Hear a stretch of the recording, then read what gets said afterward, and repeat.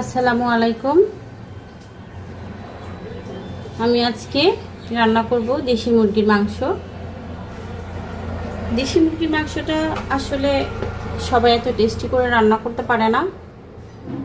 আমি আজকে আপনাদেরকে দেখাবো কিভাবে রান্না করলে দেশি মুরগির মাংসটা প্রচণ্ড টেস্টি হবে।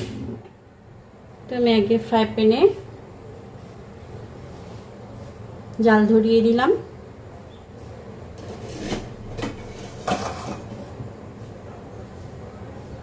এখন আমি এখানে দিয়ে দিব আগে থেকে কেটে রাখা পেঁয়াজ কাঁচামরিচ,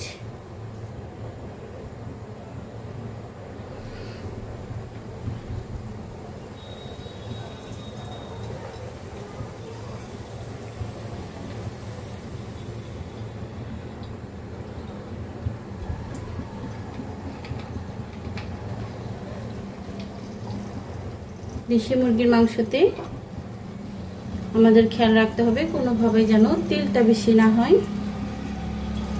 আমরা এখন এখানে দিয়ে দিচ্ছি আগে থেকে কেটে রাখা পেঁয়াজ কাঁচামরিচ।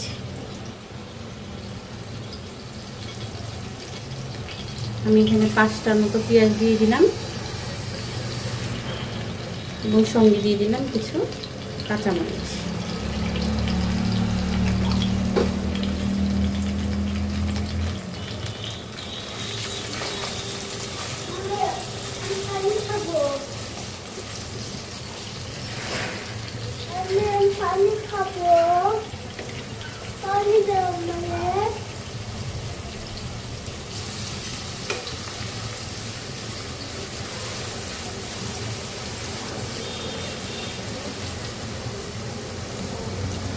কিছুটা লাল হওয়া পর্যন্ত আমি এটাকে নেড়ে চেড়ে ভেজে নিব।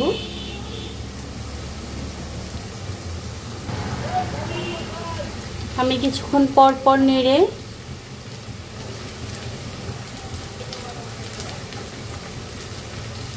এটাকে ব্রাউন করে নিব।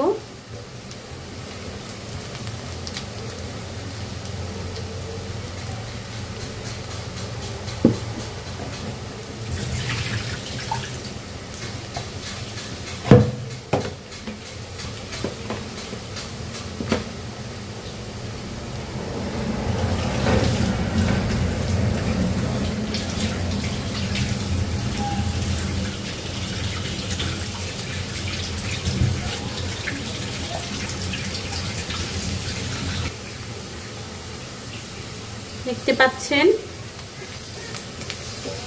পেঁয়াজ কিছুটা ব্রাউন হয়ে এসেছে। আমরা এর থেকে আর বেশি ভাজবো না। আমরা এই অবস্থাতেই এখন মশলা কষানোর জন্য পানি দিয়ে দিব। আমি এখানে অল্প পানি ব্যবহার করব।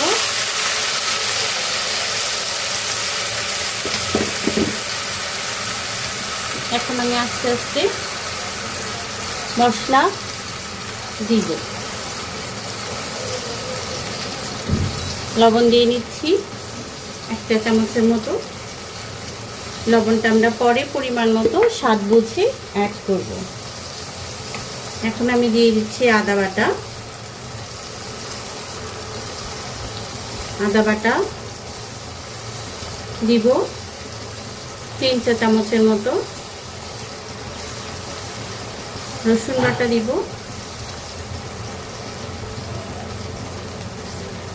3 চা চামচের মতো। মনে রাখতে হবে মশলাটা যতটা ভালো কষবে তরকারিটা তত ভালো হবে। এখানে আমি অ্যাড করছি হলুদের গুঁড়া।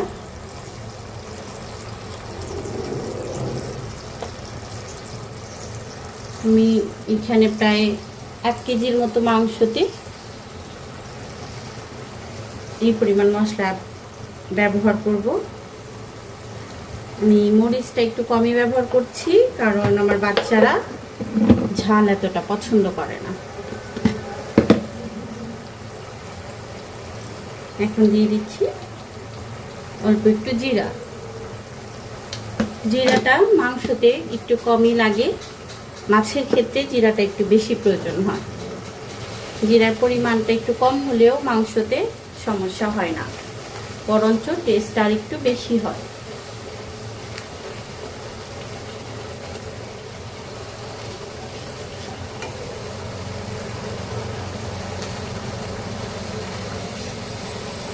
দেখতেই পাচ্ছেন আমার মশলার কালারটা খুবই সুন্দর হয়েছে। এখন আমি দিয়ে দিব এখানে অল্প একটু গরম মশলা। আমি এখানে বাসাতেই গরম মশলা গুঁড়ো করে রেখেছি। আমার বাহিরেরটা ভালো লাগে না, আমি বাসাতেই পিওরভাবে ধুয়ে সুন্দর করে তেলে ব্লেন্ডার করে নিয়েছি। এখানে আমি খুবই অল্প পরিমাণ ব্যবহার করব,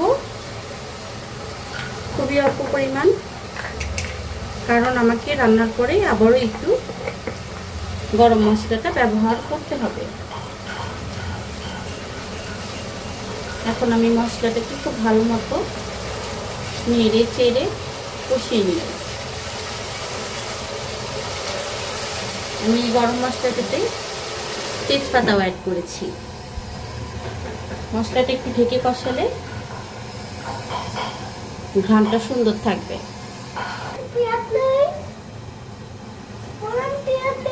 নাও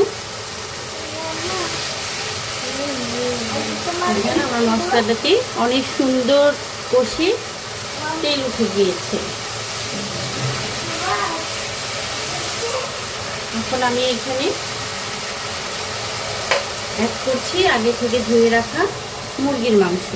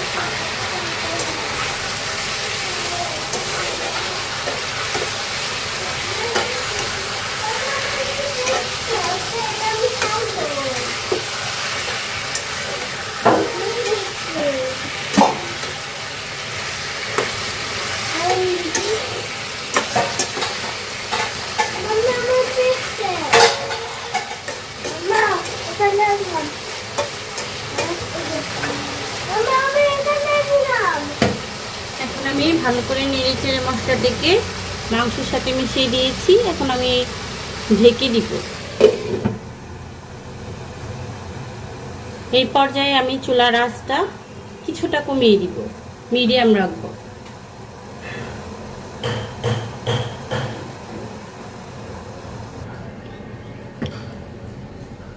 তিন থেকে 4 মিনিট পরে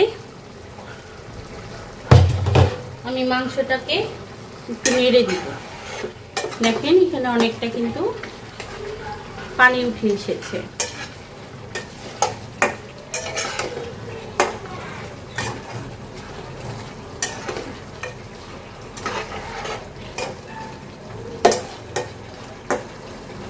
এখন এই অল্প আঁচেই আমি আরো 5 থেকে 7 মিনিট রান্না করে নিব।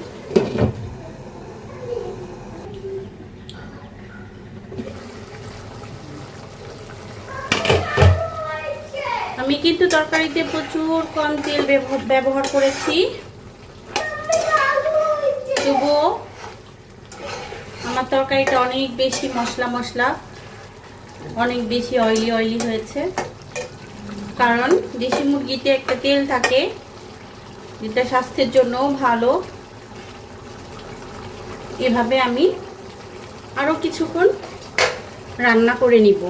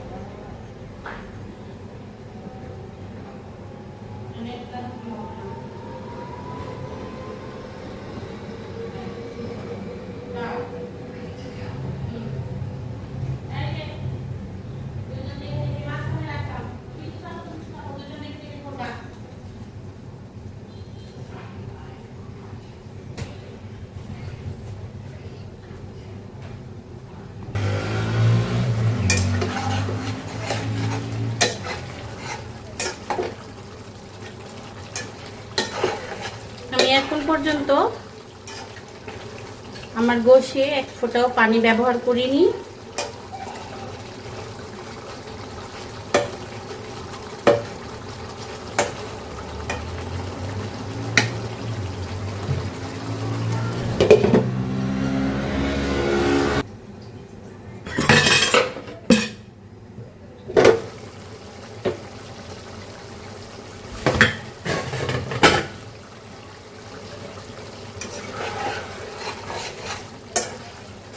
এখন আমি চুলার জালটাকে মিডিয়াম থেকে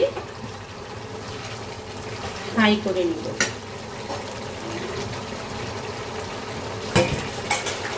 পার্সোনালি আমি মাংসতে আলু পছন্দ করি, কিন্তু আমি বাচ্চাদের জন্য কয়েক পিস আলু ব্যবহার করছি। দেশি মুরগিতে আলুটা অবশ্য বেশ ভালোই লাগে।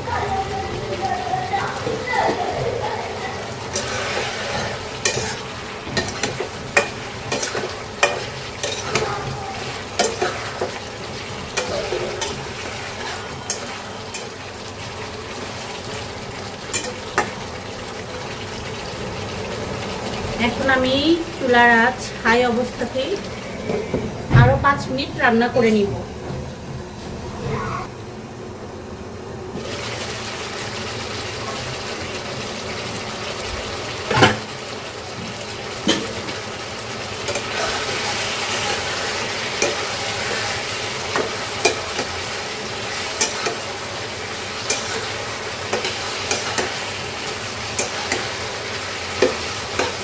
দেখতে যতটা ইয়ামি লুক হয়েছে, তো খেতেও ঠিক তেমনই, খুবই ভালো লাগবে।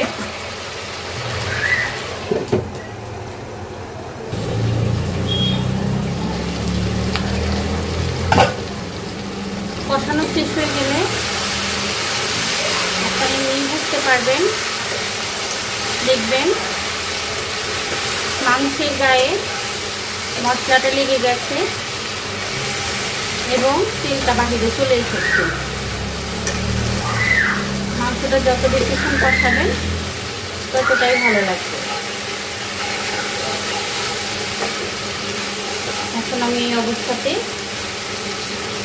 ব্যবহার করব কিছুটা গরম পানি।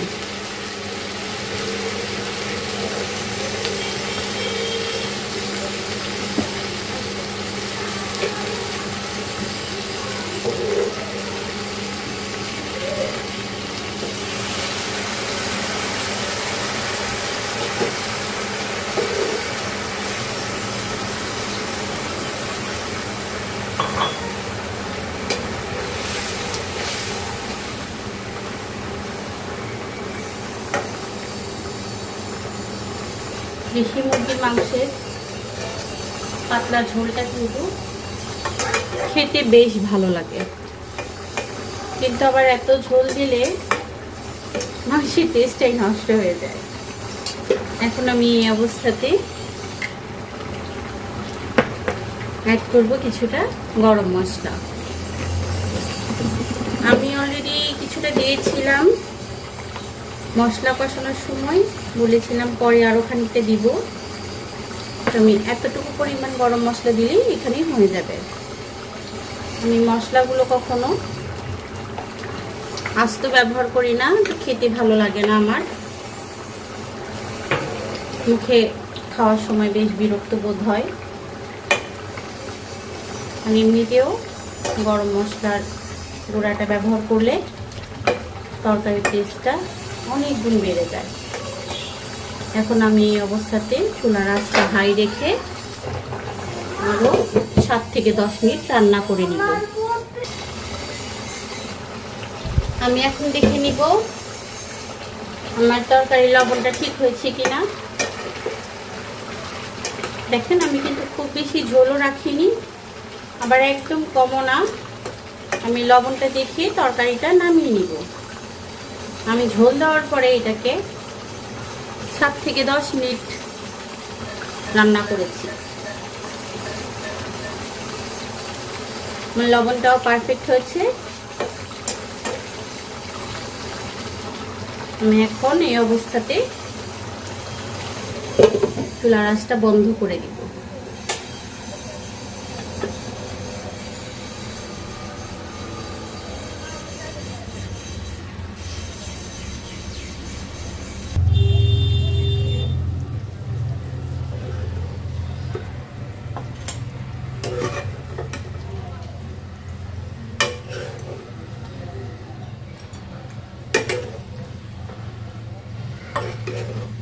খেতে প্রচন্ড চমৎকার হয়েছে।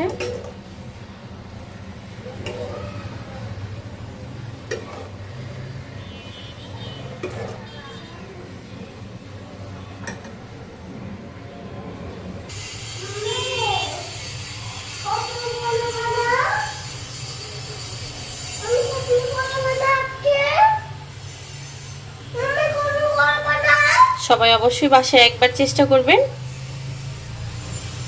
আসসালামু আলাইকুম।